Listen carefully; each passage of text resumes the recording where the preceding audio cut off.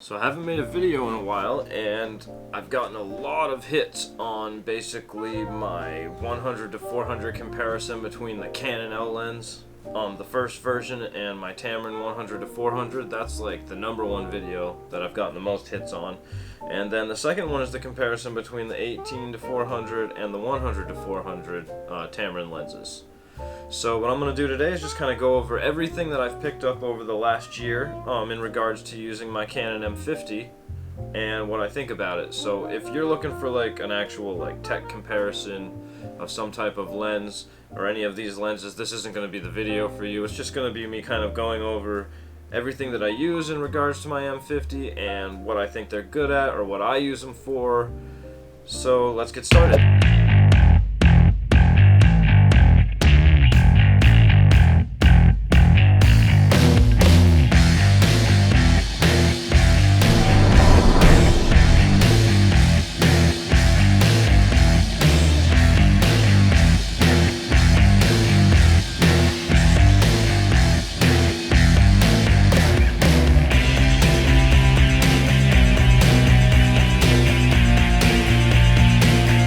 Here we have the Canon EF to EOS M adapter, and I did have a Photodiux one, and I also had some other brand one. Anyway, two of the cheaper ones that were $40, and they worked just as good as this like $200 Canon one. So I would recommend picking up one of the cheaper brands, or even Viltrox, I hear, makes a good one as well. And then there's also the Speed Booster that a lot of people use, which I haven't used yet. I have my 22mm prime lens. This is the EFM lens mount, so no need for the adapter with this one on your M50. And this one's really good in regards to sharpness, very sharp lens. It goes down to f2, which is awesome as far as shooting in dark situations, and it just tends to be good as far as, for me anyway, like landscapes is what I got it for, or even just kind of like walking around town and doing something like street photography. The 22mm tends to work really well for me, and this tends to be one of the go-to. It's only $225. People really like this lens. Now here we go, we've got the kit lens. So these are the collapsible little EFM lenses here. This is the 15 to 45mm. This is what came with my camera. This is what I primarily use for vlogging and walking around or doing anything with video, basically, because the stabilization works so well, because I can use the digital in-body stabilization coupled with the lens's stabilization, which gives me what they call digital 5-axis stabilization, and that's basically as good as I can get out of this camera when I'm walking around and vlogging. So when I first had the camera, I was using this all the time, but you know, even though it is a good lens, I ended up trading it up, and I went for the 11 to 22mm lens, and this one just goes a lot wider. It goes so wide that it almost, I was surprised when I first used it, it looked kind of like a fisheye lens towards the edges of my frame. But after I've looked up reviews and talked to other people, apparently that's really common in any type of lens that's wider than around 15mm. So I guess that would happen with other lenses, I'm not sure. It's the only one I've ever had that's this wide. But in comparison to the kit lens, it's heavier. It's a little bit wider, a little bit longer, but it's also just like, this is mostly plastic, and the 11 to 22 is again another collapsible lens, but it's also all metal, and you can just feel that it's nicer. It's also a little bit more expensive, and you get that 11 to 22mm focal range, which is just great. Again, landscapes are what I'm using this for primarily, in vlogging. So the 11mm is just great, and I can't wait to actually get to test it out with my 4K as well, since I'm cropped in at 1.6 further in than I normally am at 1080p. I'll actually get a chance to maybe utilize my 4K a little more. Now we're going to come over to what's my favorite lens, primarily just because I really like macro. I used to use the 60mm macro from Canon, which was a really good lens. It didn't have stabilization or anything like that, but I think it was only $400 when I picked it up, as opposed to the $750 that this one goes for. But this is my only L lens. I did have the 100 to 400 version 1 Canon L lens for a brief amount of time, but I ended up bringing that back to the store I got it from, because I ended up liking my 100 to 400 from Tamron better than that lens, as some of you guys might know from the other videos that I made. Now, the 100mm Canon L lens is just great. This goes to f2.8.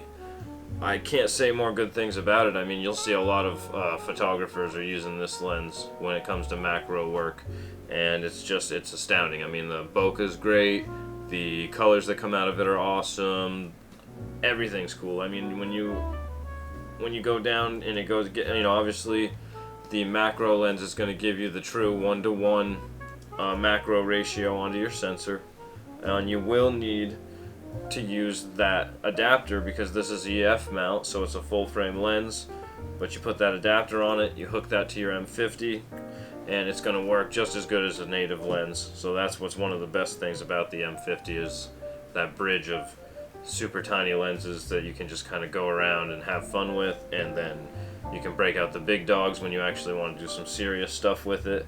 But that's the Canon 100mm f2.8 L lens, and like I said, it's my favorite lens. Can't say more good things about it. Weather sealed, all that good stuff.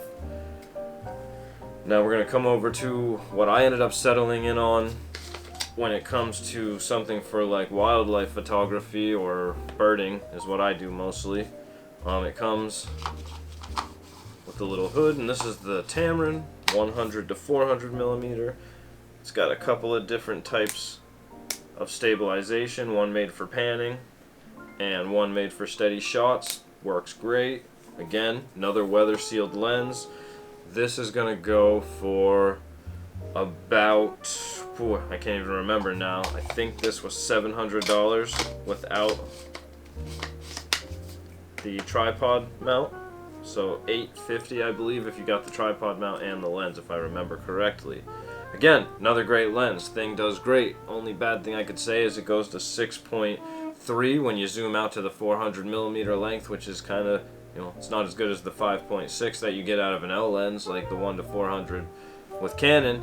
But there were other things, and you'll see in this video that I'll link up here for you guys to watch if you haven't seen it already, the reasons why I ended up going with this lens over the version 1 L lens. Now, I have never used the version 2 L lens, which I hear is just one of the most amazing lenses ever made. So this one's my girlfriend's lens. This is a 18 to 400mm Tamron lens. I haven't used it that much. I've used it a little bit.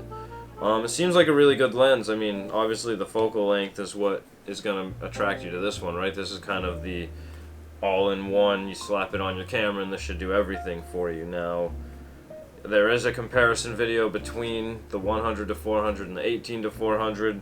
Basically, I talk about how the autofocus systems are a little bit different, how this one might be lacking in comparison to this one when it comes to actual action shots. But other than that, this thing takes really awesome shots, like as far as sharpness. Nikki takes great pictures of wildlife with it.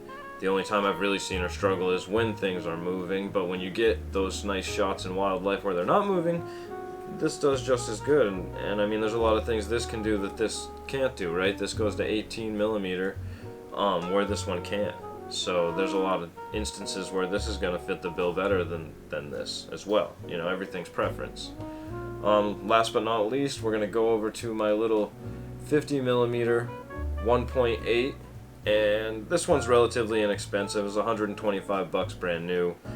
I have to say I wasn't that impressed with it. I mean, it does take nice sharp pictures. It does a good job. I took it to the aquarium where I kind of saw some shortfalls in the autofocus system, but that's hard to blame the lens, even being that I'm in an aquarium and the lights are just so dynamic that it's just going to struggle anyway. But this thing's just not built that great. I mean, you can feel that it's chintzy, it's plastic. Again, it's only $125. There's no stabilization.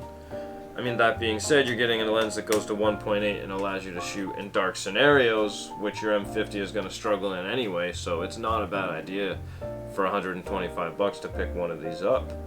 So anyway, I'm just going to kind of, at the end of this video, I'm going to link in some of the pictures from each one of these lenses. I'm also going to kind of have faded some of these pictures in as I was talking about it into the video that I make.